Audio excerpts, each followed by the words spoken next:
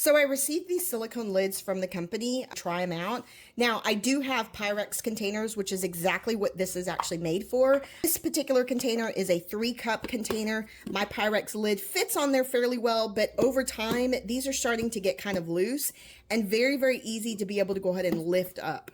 These silicone lids are designed for Pyrex dishes, and these are dishwasher safe, microwavable safe, and freezer safe.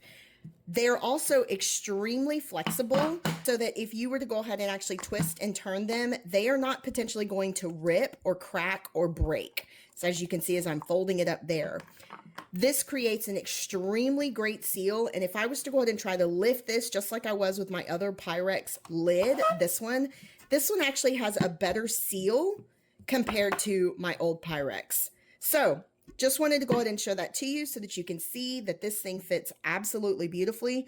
I also like the colors that they created as well for these.